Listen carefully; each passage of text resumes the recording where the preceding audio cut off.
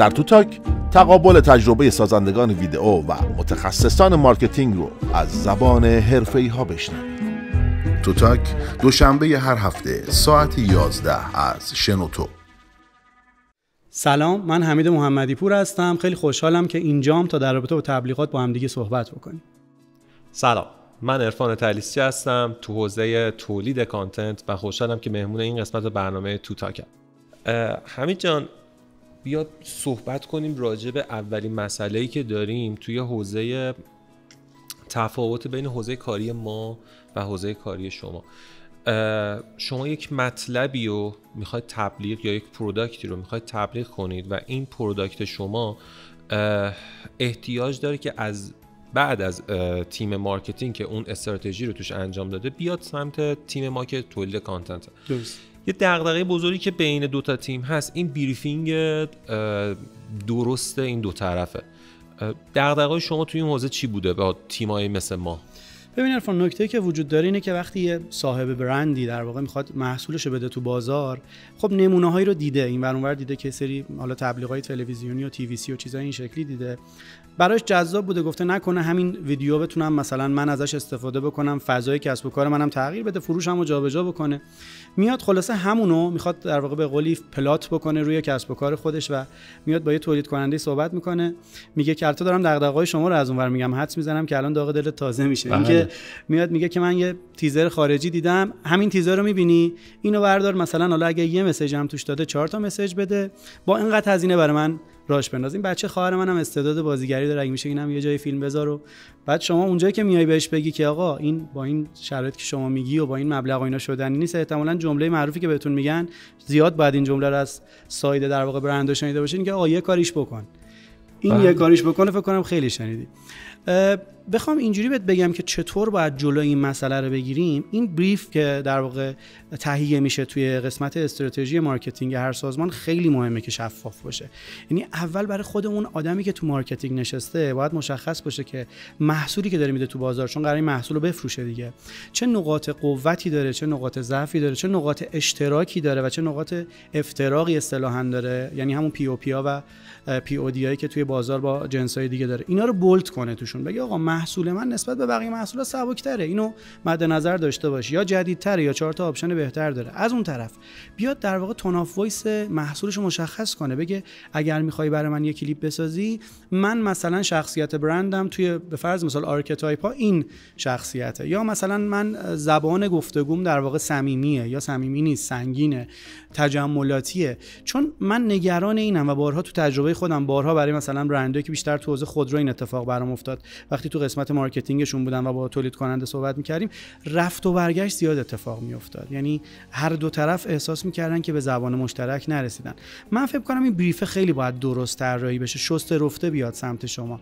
خودت چی فکر می‌کنی؟ سمت شما معمولا بریفایی که میاد چه قسمتایش ضعف داره که به نظرتون ایراد ایجاد می‌کنه؟ بزرگترین مشکلی که ما توی جلسات با حالا کمپانی‌ها و تیم‌های مارکتینگ‌های اونا داریم، اولین مسئله شون اصلا خارج از حالا پله پله بهش میپردازیم، خارج از مسائل بودجه شون و جاهای تبلیغشون و اینها، اینه که همون حرفی که خود زدی، چرایی تبلیغه. طرف نمیدونه، میگه خب من الان باید اینقدر بودجه سالانه اختصاص بدم به تبلیغ چون گفتن که کوکاکولا 70% سودش میده برای تبلیغ. اصلا نمیدونه برای چی، اصلا نمیدونه جامعه هدفش برای اون محصول چیه. اصلا مثلا یک برندی که تو حوزه بهداشتی برای خانم ها کار میکنه، اصلا تو چرا باید بیای تو یک جایی که مثلا یک باشگاه ورزشی که 70% روز آقایان اونجا رفت آمد دارن تبلیغ کنه؟ اصلا این دلیل بزرگترین مشکلیه که یک برند داره. تو استپ بعدی برند میخواد با یک تیر چند تا نشونو هدف بگیره. این با یک تیر چند تا نشونو زدن چیزیه که بزرگترین لطمه رو به کیفیت و پیام اون تبلیغ میرسونه. من نمیتونم توی یه دونه تبلیغ بگم که پروداکت من خوشگله، پروداکت من کاربردیه، پروداکت من به درد این سن میخوره، این آرکیتایپ باید حتما ازش استفاده کنه و قیمتش مناسبه، رقبامون تو بازار از همه کمترن و هزار یک دلیلیه. این اتفاق 10 تا این اتفاق کنار هم نمیفته. بچهای مارکتینگ خب اینم من میدونم که یک فشاری هم زیر به اصطلاح بیرق بازرگانی دارن که بازرگانی ها یک بودجه رو به اونا میدن و اونا بیشتر از این هم نمیتونن از اون بودجه استفاده کنن، ولی این فشار وقتی میاد سمت تیم تولید محتوا، اون تیم تولید محتوا هر کاری انجام بده. ببین من یک اصطلاحی دارم، تیم محتوا کریس آنجیل نیست، کار عجیبی نمیتونه بکنه. یک کاری رو این تیم انجام میده و در آخر چون اون تارگت هایی که تو ذهن اون تیمه، اون کلاینت و اشتباه تو ذهنشه، این خیلی مهمه. هدفهایی که اون آدم داره اشتباه و وقتی اونها تیک نمیخوره میگن که سابلایر خوبی رو ما انتخاب نکردیم، بریم با یه سابلایر دیگه انتخاب کنیم. عرفان تریسچی نتونست این کار برای ما خوب انجام بدیم، بریم مثلا با امیرعلی حیدری کار کنیم، خب با یه آدم دیگه ای کار کنیم. این اتفاق این وسط زمانی درست شکل میگیره که اون جلسات بین دو طرف یا هم جلسات بریفینگ رفت و برگشت بیشتر داشته و تعامل صورت بگیره، نه اینکه کلاینت از زاویه بالاتر به قضیه نگاه کنه. ما داریم بهت کار میدیم، ولی من در این لحظه که اینجا نشستم میگم که کلاینت به من احتیاج داره، من به اون کلاینت احتیاج ندارم. من بعد از ان سال کار کردن تو حوزه تبلیغات مشتری های خودمو دارم. تو زمانی اومدی شخصی رو انتخاب میکنی که میخوای یه کار متفاوتی انجام بدی، اون کار متفاوته به تعامل و رفت و برگشت بیشتر احتیاج داره. حالا اینم تو تیم مارکتینگه که اینو دوست دارم به من بگی، چون این دغدغه است دیگه، ما هم گپ میزنیم. توی یک تیم مارکتینگ چه انتظاراتی از سابلایرشون به عنوان یک تیم محتوا دارن؟ کلاً چه ببین نکته خیلی خوبی رو گفتی، ولی یه چیزی من یادم اومد، اگه از ساید در واقع مارکتینگ بخوام صحبت کنم، من حمید محمدی پور که مدیر مارکتینگ یه برندی ام، زمانی که میخوام یه بودجه بذارم برای در واقع حوزه تبلیغات تلویزیونی یا تبلیغات در واقع بتونم بگم تصویری، اونجایی که کانتنت پروموشن میاد وسط، حالا بچهای مارکتینگی هم دارن صحبت‌های ما رو گوش میدن، بعضی موقع دیگه این ادبیاتامون مشترکه با هم، بیشترین بودجه رو میذارم، کلی هم ممکنه که در واقع اونجا سخاوت به خرج بدم، بگم آقا روی فلان کانال تلویزیونی برو این رسانه رو انتخاب بکن، بودجه چند 10 میلیاردی یا چند صد میلیاردی هم براش میذارم. ولی اونجایی که میام سراغ کانتنت کرییشن یا ساخت محتوا، میگم چه خبره اینقدر مبلغ برای تیزر، مگه چیکار داری میکنی؟ یه روز فیلم برداری و مثلا این همه هزینه غذا نوشتی و هزینه نام هنرور نوشتی و اونجا رو خیلی جدی نمیگیرم. خب بعد خروجیش این میشه که یه اثری رو دارم بارها و بارها با یه فرکانسی بالا پخش میکنم، منتها اثری که میخوامو نمیذاره دیگه، چون اون قسمتش رو جدی نگرفتم، نگفتم که اون خودش یه هزینه جدی داره و خواستم از اونجا بزنم. مثالم زدم اول صحبتم، گفتم حتی میگه بچه خواهرم هم بیار یه گوشه بشه نقشی بده هزینه‌ها رو کمتر بکنیم، یا ناهار رو نمیدونم کمش کن ببریم هزینه‌ها رو بیاریم پایینتر تا مثلا ظهر جمعش بکنیم. این سوالی که پرسیدی، گفتی که در واقع ما تو مارکتینگ چی می‌خوایم از شما یا چطور باید در واقع با هم به نقطه اشتراک برسیم. به نظر من اول از همه بچهای مارکتینگ، حالا چون خودم تجربهشو بارها تو پروژه‌های مختلف داشتم، با دوستانی مثل تو بالاخره نشست و برخاست داشتیم، منجر به خروجی‌های مختلف شده. یه ذهنیتی خیلیشون نسبت به تیم تولید دارن، امیدوارم این ذهنیت البته همیشه نباشه، که آقا اینا دیدشون هنریه، اینا اصلا بیزینس که نمیدونن چی. این طرف میاد میگه آقا من مثلا میخوام به فرض مثال یه کاری برات بسازم تو حوزه تبلیغات که این یه اثر هنری هم باشه، بعد مثلا میزنه میگه کیارستمی کار تبلیغات میکرده، اسپیلبرگ کار تبلیغات میکرده و حالا فینچر مثلا هنوزم کلیپ تبلیغاتی میسازه. بعد خب اینو من نمیتونم از ساید مارکتینگ میگم آقا باشه هنری سر جای خودش، اینو گلدرشتر نشونش بده، یا چرا مثلا داری این کارو میکنی، این از نظر هنری قشنگه ولی برای من بفروش نیست، من یه چیز بفروش میخوام. بعد شما اون سمت میای میگی آقا من قرار باشه اون چیزی که تو میخوای بگی و برات بسازم، کل نمیدونم رزومه من میره زیر سوال و من این اصلا نمیذارم توی نمونه کارام چون اصلا قبولش ندارم و اصلا کلا تجاری شده. من فکر میکنم اول از همه ما مارکتینگیا باید اینو در نظر بگیریم که یه مقدار به شمایی که اون سمت در واقع کار رو دارید تولید می‌کنید این اعتماد کنید و این اختیار رو بدیم که آقا شاید اینها هم مخاطب رو میشناسن که حتما میشناسید. یعنی کسی که در حوزه هنر داره کار میکنه و مخاطب رو میتونه جذب کنه، خب همون هنرش رو بیاره در واقع ترکیب بکنه با تبلیغات و تبدیلش بکنه به یک چیزی که در واقع ماندگار بشه. استراتژی وقتی اضافه میشه به هنر میشه تبلیغات، این جمله که هممون بلدیم دیگه. به خاطر این به نظر من چیزی که خیلی مهمه بینمون اعتماد است که اول به شما داشته باشیم که بتونیم یه کار خوبی رو با هم پیش ببریم. من یه نکته خیلی خوبی که گفتی بهت بگم. اینی که گفتی، من اول از زبان کل آژانس‌های تبلیغاتی و تمام همکارام ازت تشکر میکنم که این دغدغه ما رو بیان کردی. سلامت باشی. من چیزی که بخوام بهت بگم اینه که متاسفانه این ذهنیت ها، حالا ما 2 ساید مختلفی، من دارم راجع به داخل سایت صحبت کنم، عکاسی و فیلم برداری. عکاس و فیلم برداری که برای فیلم های سینمایی کار میکنه، فیلم کوتاهی ها رو خیلی حساب نمیکنه. اونی که داره فیلم کوتاهی حساب بازی میکنه میگه تبلیغات چه؟ تبلیغات اصلا یه کار چیپه. تبلیغات چی؟ میاد میگه آقا فلانی که عروسی کار عروسی کار، میگه نه این آتلیه کنار خیابونه. خب میگم این وقتی از داخل این اتفاق براش میفته، خب از خارج دیگه انتظاری نمیره که بیشتر از این درک بشه. ولی راجع به اون مسئله‌ای که گفتی من بهت بگم که واقعا مخاطب علم تصویری منه، زمانشو چشمشو تو این شلوغی رسانه جایی میذاره که لذت ببره. جایی نمیذاره که خبر بشنوه. تو اینستاگرامتو باز میکنی، یک خبر میخونی، مثال دیگه الان دقیقاً ترند روز، یک خبر میذاره که هادی چوپان دوم شد به این دلیل فلان، یه مطلب علمی نوشته، میزنی صفحه بعد که ادامه مطلب یه تبلیغ زرده. بله. یعنی یه مکمل زرد، اصلا هیچ ربطی پرده فروشیه. بله. خب وقتی مخاطب داره اینها رو میبینه، پس نمیاد زمان بذاره. یعنی من از دید آرتم، از دید هنری میگم من مخاطب و اول دارم جلوی یک فیلم نگه میدارم، تو فیلمم پیام میرسونم.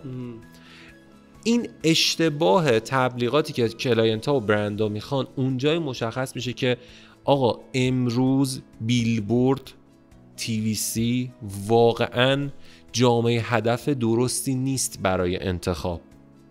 شما توی فضای دیجیتال خیلی دیگه، شما استاد من، تو فضای دیجیتال خیلی راحت تر میتونی مخاطبت رو کنترل کنی که تبلیغت مستقیم برای کجا میره.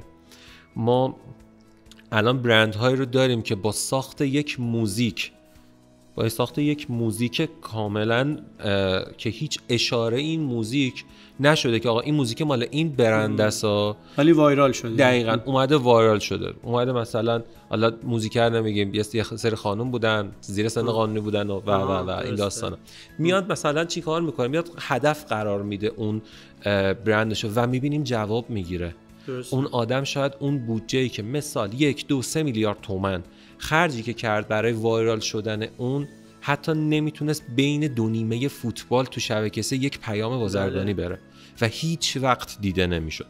این خیلی درسته که چه کانتنتی کجا پخش بشه. درست. این الان یکی از بزرگترین دغدغه‌های تبلیغات. یعنی یه چیزی که داری میگی، میخوای بگی که وقتی من دارم در واقع حالا سناریو رو مینویسم یا دارم به این فکر میکنم که یک کار تصویری در واقع شروع کنم به ساختش و تولیدش، باید از اول بدونم کجا میخواد پخش بشه، نه صرفا از جهت خط قرمزاش و حالا سناریوش، بلکه از جهت اینکه اصلا تو چه مدیومی میخواد پخش بشه. دقیقا. تو موبایلش میخواد ببینه، رو پرده سینما میخواد ببینه، بعد چقدر اون موقع که داره این ویدیو رو میبینه اصطلاحاً اقتصاد توجه اونجا به کمکش میاد، چقدر حواسش هست. یعنی آیا فقط یه صدایی داره پخش میشه یا نه کاملا در واقع میشه گفت 6 نونگ حواسش به اون تبلیغیه که داره میبینه. مخاطب ما به شدت باهوش شده. بله. یعنی این نبود که مثلا میگم 7 سال پیش 8 سال پیش شما یک پیج اینستاگرام بزنید، 2 تا تبلیغ بدید، 2 تا پیج ببینن و پیج در ظرف تایم کوتاه بشه 50 که 100 که بیاد بالا. مخاطب الان فالو نمیکنه، مخاطب خیلی لطف کنه پستتو سیو میکنه، خیلی بدون خیلی لطف کنه فقط یک اسکرین شات ازت میگیره. مخاطب تو رو فالو نمیکنه، تو باید این کار انجام بدی. مخاطب چی رو فالو میکنه؟ گذر از خط قرمز رو. و وقتی که تو گذر میکنی از خط قرمز ها، چه تا چارچوب موازین کشور، چه تو چارچوب تبلیغات، چه 10 تا دلیل دیگه، اتفاقی که اینجا داره میفته اون براش جذابه. واسه اون جذابیه میاد محصول شما رو میخره. یک برند دیگه بود که فکر میکنم تو همون هولدینگ همون خانوما اینا بود، خیلی جالبه. یکی از خوشمزه ترین سس هایی که الان تو بازار هست سس فیلفیله. بله دیدم. یک پیام بیلبوردی نداشته این. یک پیام و به شدت با واینرها کار کرده، با بلاگرها، بیشتر با بلاگرها کار کرده، محصول داشت و به نظرم یک تبلیغات موفق داره. یک تبلیغات خودشو جا انداخته. دقیقاً. چرا؟ چون مخاطبتو میشناسی، کجا باید تبلیغ بدی. الان شما توی سطح شهر داری رانندگی میکنید، از الان حالا همه مخاطبات دقت کنن، هیچ تایم از سال نمیبینید که یک برند خودرو، یک برند لوازم خونگی روی بیلبورد نباشه، یک برند کیک خوراکی هیچ تایمی از سال نمیبینید FMCG همیشه نباشه. نه این محصولا که دارم میگم همیشه. چرا تو باید سالانه انقدر خرج کنی؟ چرا باید تیزینگایی بری بالا که هیچ المانی نداره که در آینده قراره چی بگی؟ چون یک ماه هزینه بیلبوردی داری میدی. حالا من عرفان یه چیزی بهت بگم، چون بحث ما یه ذره تو حوزه در واقع تبلیغات ویدیوییه، یه ذره برگردیم به اون موضوع. من فکر می‌کنم چون یه ذره می‌خوام مصداقی صحبت کنم، نمونه با هم گپ بزنیم، نمونه‌هایی که دیدیم، نمونه‌های موفقی که تو ذهنمون مونده یا من یادمه یا تو یادته، همه میشینن با هم گپ میزنن میگن فلان تبلیغ فلان شرکت رو دیدی چقدر قشنگ بود، مثلا جان کلود وندام آورد ولوو این تبلیغو کرد، یا فلان شرکت، یا اپل مثلا استیو جابز اون کارو کرد. من یه مدلی رو می‌خوام اینجا، حتما بچه‌های مارکتینگی باهاش آشنان، حالا یه ذره ادبیات هم مارکتینگی میشه ببخشید دیگه، ولی ما یه مدلی داریم تو فروش بهش میگن مدل FAB. میگه آقا فیچرز یعنی ویژگی ها، ادوانتج یعنی مزایا و بنفیت یعنی منافع. این سه تا رو باید در واقع شما وقتی خواهی محصول رو بفروشی اینا رو باید روشون تاکید کنی. من قشنگ الان تو ذهنم دسته‌بندی شده دارم مثالای خوب خارجی میبینم که این کارو کردن. بعد میام سمت ایران، حالا مثال ایرانیش هم میزنم، میبینم که همه رو با هم قاطی کرده، یه چیزی شده که تهش هیچ کدومش از توش در نیومده.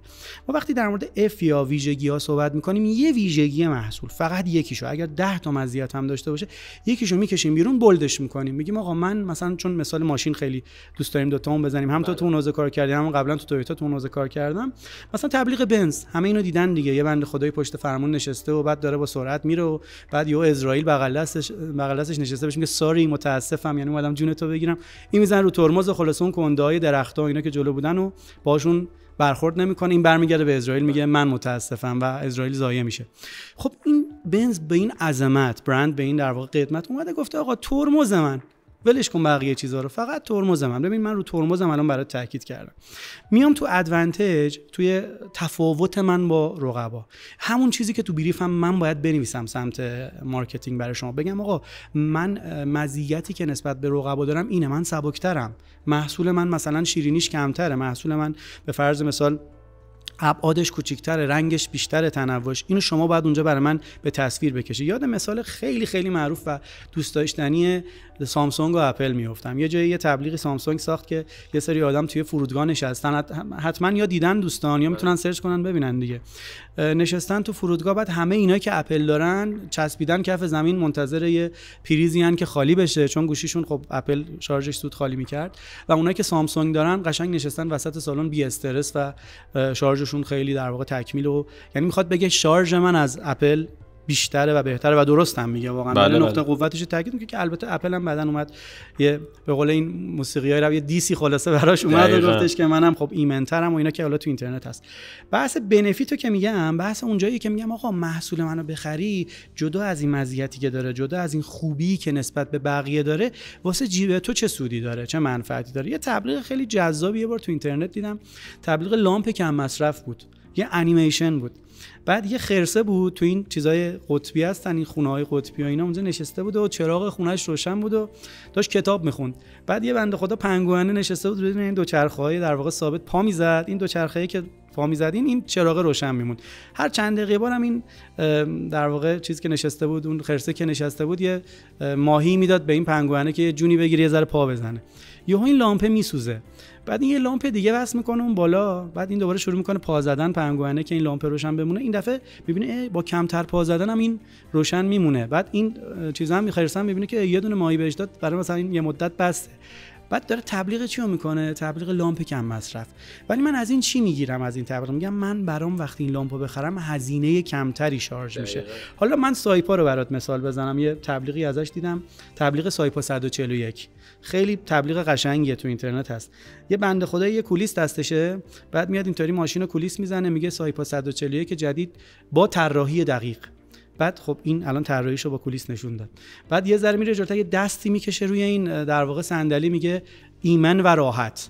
بعد من مثلا با دست کشیدن معلوم شد ایمن و راحته. یه 2 ثانیه 5 ثانیه میره جلوتر، دوباره این دفعه مثلا میگه که ترمز ABS. بعد من متوجه شدم چجوری مثلا بنز رو مقایسه کن، توی تبلیغ اومد ترمزش چجوری نشون داد. چرا انقدر اصرار داریم که این همه در واقع پیامو توی یه دونه تبلیغ چند ثانیه‌ای بدیم، بعد همش هم با هم گم میشه؟ من فکر میکنم، حالا شما بگو، ولی من فکر میکنم به خاطر اینکه پولشو میترسی محروم بشه، بگیم اینقدر پول دادم سریع مثلا بتونم بیشترین بهره وری رو بگیرم. دقیقاً. ببین یه مشکل بزرگی که اولا برندهای ما دارن اینه که تبلیغاتشون توالی نداره.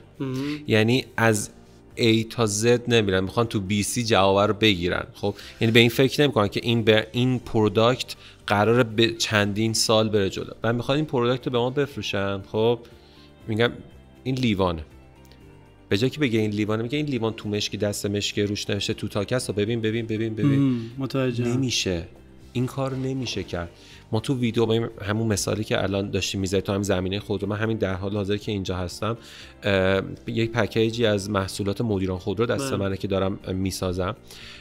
یک خودروی جدید مدیران خودرو که بسیار با کیفیت به اسم آرزو 6 GT. خب اون پسوند GT ماهیت این ماشین رو مشخص می‌کنه، یک ماشین اسپورت، یک ماشین جوان پسند، یک ماشین قدرتی سرعتیه. من دارم برای این ویدیو برند میسازم. اینکه این 0 تا 100ش چند تا میره اصلا الان مهم نیست.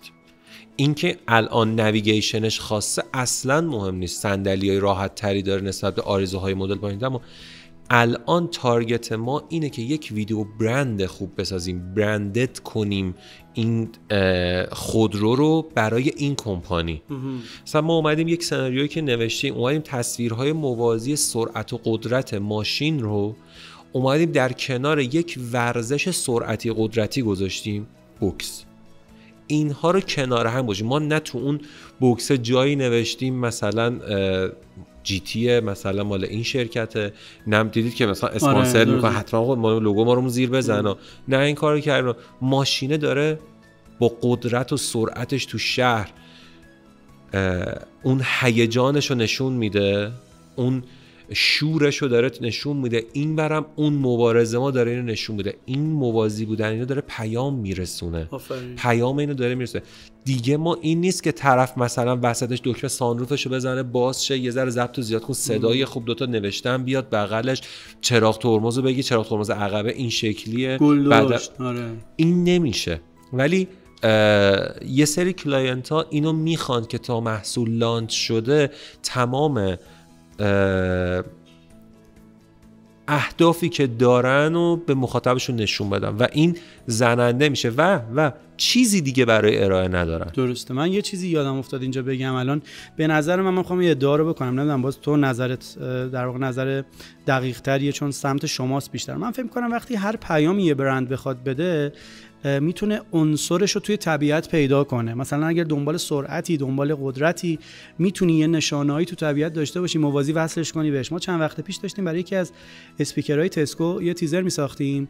بعد این اسپیکر ویژگیش اینه که جفته، یعنی اینجوری جفت به هم وصل میشن و صداشون در واقع TWS میشه، یعنی صدایی که دو تا اسپیکر با هم پخش میکنن.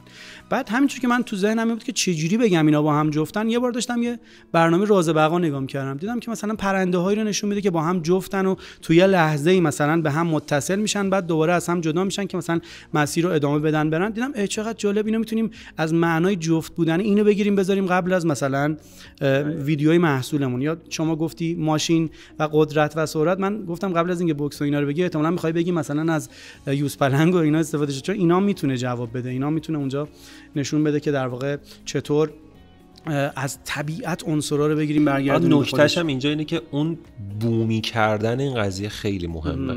یعنی مثال میذارم، شما وقتی که یک تبلیغ میسازی و این تبلیغ یک اصلا من میگم کپیه، یک نمونه خارجه، تو باید بدونی اون تبلیغ برای اون جغرافیا بوده، برای این جغرافیا و این فرهنگ قابل درکه یا قابل درک نیست. فقط زیبایی بصری مهم نیست.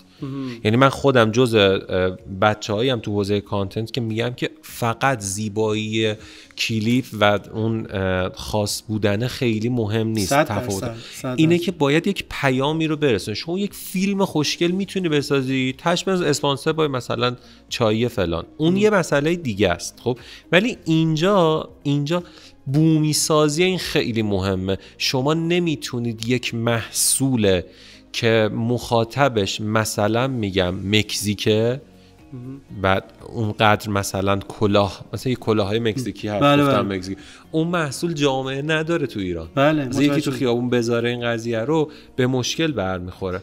من فکر میکنم مثلا همین سیتکامایی که اونور هست و خیلی باشون میخندن، مثلا بذار یه تجربه‌مو بگم بعد یه سوال خیلی مهم ازت بپرسم، خیلی هم نمیخوام بیشتر وقت تو بگیرم، ولی من یادمه که توی بازه زمانی اومدیم سریال فرندز رو ما تو ایران کپی کردیم. یه سریالی ساختیم به اسم سریال عشق تعطیل نیست. اسپانسرش هم خود تویوتا بود و مثلا شرکت پگاه بود و چند تا برند دیگه. خب سریال سر قسمت 5 6 شکست خورد، چون اون شوخی‌های کلامی اونجا، سیتکامای اونجا اصلا اینجا شاید نشه اجراش کرد. اینو به نظرم توی هم در واقع میتونم بگم اون پوینت آف ویویی که داریم تبلیغو میسازیم، همون دیالوگا، هم شوخی‌ها، اینو باید داشته باشیم. یه سوال میخوام ازت بپرسم، برای خودم خیلی مهمه، از همه اینو میپرسم دیگه، شما که خودت دست اندرکار و استادشی دیگه بهتر میتونی جواب بدی. من ببینم که چی میشه که یه تبلیغ ویدیویی که حالا دور و برمون داریم تو رسانه‌های مختلف میبینیمش، تو شبکه‌های اجتماعی، تو تلویزیون، توی حالا ویودیا و غیره، چی میشه که وایرال میشه؟ یه اشاره کردی گفتی که باید خطوط قرمز رو رد کنه مثلا یا نزدیک بشه بهشون یا هر چیز دیگه. چی باعث میشه که یه تبلیغ رو همه به هم بگن اه فلان تبلیغو دیدی ندیدی و یه مقدار در واقع انگار که وایرال شدنش رو سرعت بده؟ چی کار باید بکنیم؟ اولین نکتهش اینه که من نمیخوام بگم شانس توش دخیل نیست. خب چون یک اتفاقه، یک موقعی تو یک چیزی رو ناآگاهانه بهش میپردازی و وایرال میشه، این هیچ، یعنی مورد توجه قرار میگیره. تولید درست بدون ایراد، اون پوینت رو دقیقاً هدف قرار دادن و همون خط قرمز ها رو رد کردن و ترند بودن، باعث میشه که تو اون لحظه و خلاق بودن. این خیلی مهمه، خلاق بودن. ما یک تبلیغی داریم که توی دنیا به شدت سر صدا کرد، که انقدر سر صدا که به دادگاه کشیده شد. تبلیغ چی بود؟ طرف میره، یک بچه کوچیکی وارد یک فضای مارکتی میشه، میره پپسی برداره، اینو میندازه، دستش نمیرسه پپسی رو، پشیمون میشه، میگه پس امروز کوکاکولا میخورم. ما میبینیم که کلیپ داره تموم میشه، طرف سکه‌شو میذاره، 2 تا کوکاکولا برمی‌داره، میاد بیرون، لوگو پپسی رو میبینیم، میگیم این که کوکاکولا برداشت، میره تو پکشاتش، میبینیم پسر کوکاکولا رو گوشه زیر پاش، قدش بلند شده. خب میدونید چه؟ این خلاقانه است. حتی تیم برند و تبلیغات اون داستان خلاق بوده. چرا؟ چون گفتن اینو طرفدارها ساختن. خیلی نکته خوبی رو گفتی. به نظرت این کارو میشه تو ایران کرد؟ قطع یقین نه. چرا؟ چون ما اینجا توی کشورمون برند هامون جنبهشو ندارن، یعنی مثلا جنبه که به کنار، اون که ندارن که هیچی، راحت بگم اون که ندارن هیچی. میخوام یه ذره دارکتر بهت بگم، مدیران ارشد معمولاً با هم مشکل دارن. شما تو یک صنایع 5 تا شرکت تاپ میبینی، بله، ولی اون 5 تا شرکت تاپ مدیرهاشون به شدت با هم مشکل دارن و فقط کافیه یک استحکاکی پیش میاد و این استحکاک اتفاقای عجیبی رو رقم بزنه و اونا هیچ وقت وارد این بازی نمیشن و ترس از جایگاهشون. و میدونی دیگه، من اینو اینجا میگم، ما توی کشورمون مافیا تو هر زمینه‌ای داریم. توی تبلیغات مافیامونو داریم، توی بدنه برندها مافیامونو داریم و این مافیا نمیذاره استحکاک ایجاد بشه و اگه ایجاد بشه جنگ میشه. عجب، اون سلطان سکه و فلان و اینا و تو تبلیغات هم هست. اصلا اونا که جلوی سلاطین برندی که من میگم، اونا اصلا هیچی نیستن. مثلا شما یه سری صنایع غذایی هست که ظرف مدتی که 1 سال داره کار میکنه، میگه یا از اینجا برو یا بیا زیر مجموعه شرکت هلدینگ ماش، به همین صراحت. پس این اتفاق نمیفته. اینا وارد این چالش ها تو تبلیغات با هم نمیشن، نمیتونن همو بزنن. این یک رقابت سالمه ها. اصلا دوتاشون رو رشد میده. من تو حوزه ATL و در واقع بیلبورد و اینا دیدم. اخیراً هم توی خود تهران داریم مثلا این مراکز فروش هایپرمارکت‌ها رو می‌بینیم که با هم از این شوخی‌ها می‌کنن، یا جدی یا شوخی، بالاخره این پیام‌ها رو دارن به هم میدن. منتها تو حوزه ویدیو خیلی کمتر تو ایران حداقل دیدم و تقریبا میتونم بگم ندیدم و به نظر من سهم بازارشون رو میتونه اصلا دوتایشون رو با هم بزرگ کنه، توجه‌ها رو برگردونه به سمت اون صنعت و کار جذابیه. به نظرم این چیزی که گفتی با هم مشکل دارن مدیر برند و اینا، ساید ما سمت ما باید یاد بگیریم با هم دیگه تعامل داشته باشیم، بازارمون رو با هم بزرگتر کنیم. اگه دو تا برند رقیب هستیم اصطلاحاً از اون کوآپتیشن یا در واقع هم رقابتی‌ها استفاده بکنیم و یه ذره بازار رو ببریم به سمت درشت‌تر شدن و بزرگتر شدن. حالا جنبندی صحبتامون دیگه فکر کنم میذارم تایممون هم زیاد شد. آره جنبندی صحبتامون اینه که واقعا به نظر من مارکتینگ و کانتنت دو تا مسئله هستن که کنار همن، روبروی هم نیستن.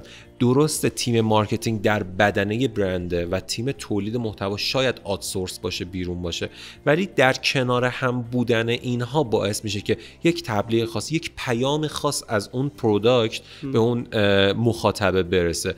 این تعامل به نظر من کار. حالا نظر تو بگی. من یه چی خاطره بگم بعد منم نظرم بگم، بحثو جمع بندی کنیم. من یادمه که یه بار توی مجموعه خیلی بچهای گرافیکمون، حالا بحث گرافیکو یه ذره بکشن وسط، سرشون شلوغ و دیگه انقدر درگیر بود. 11 شب بود که مثلا آرت ورک ها رو برسونن برای یه کمپینی که داشتیم و هم لایت باکس های نمایشگاه رو باید میرسوندن و هم در واقع طراحی بیلبورد رو این داستانا. بعد خیلی سرشون شلوغ بود. یکیشون رفت سیگار بکشه. بعد این مدیر عامل اومد گفت با چیه میری سیگار میکشی؟ اصلا چیکار میکنی اینجا؟ گفت با ما اینجا نشستیم داریم تر میزنیم فلان، زحمت میکشیم ما اینجا. بعد گفت یه دونه کنترل سی میزنی دیگه، بشین اینور منم بزن. یعنی صحنه در واقع این که این بنده خدا یه جوری نگاه کرد که سرشو می‌خواست بکوبه تو دیوار، خیلی مهم بود. من فکر میکنم جنبندی اینه، همین گفتگویی که من و تو الان نشستیم با هم داشتیم، دو تا کار به نظر من میتونه این در واقع مسئله رو حلش کنه. یک، همینطوری مثل من و شما که اینجا نشستیم داریم با هم گپ میزنیم، سمت مارکتینگ و سمت تولید بشینن با هم گپ بزنن، نظراتشون رو به هم نزدیک کنن و به نوعی از هم یاد بگیرن. اونی که تو مارکتینگ نشسته میگه من شاگرد نمیدونم آکر بودم، من فلان دانشگاه درس مارکتینگ خوندم، من دی بی ای فلان از دانشگاه فلان. اونورم میگه پسر کاتلرم. آره اونوری هم که میگه من پسر اسپیلبرگم و پسر جورج لوکاس هم. و این در واقع فضایی یه ذره به نظر من باید از هم باید یاد بگیرن، پذیرا باشن که آقا من تو مارکتینگ قویم ولی تجربه تولید که ندارم. اونورم بگه آقا من تو تولید قویم شاید تجربه خود مفاهیم مارکتینگ رو ندارم. بشینن با هم گپ بزنن و به یه راهکار مشترکی برسن که به نظر من یه بار که تست بشه، جواب که بگیره، باگش در بیاد، دیگه تا آخر مسیرش درست پیش میره. توتاک ارائه‌ای از آپارات. خیلی ممنونم ازت، خیلی صحبت‌های خوبی بود، خیلی ازت یاد گرفتم. اختیار داری، منم ازت خیلی یاد گرفتم. مرسی که اومدی و امیدوارم که بحث و گفتگوی ما برای بقیه هم جذاب بوده باشه. ممنونم از مخاطبای برنامه توتاک. مرسی از همگی و خدا نگهدارتون.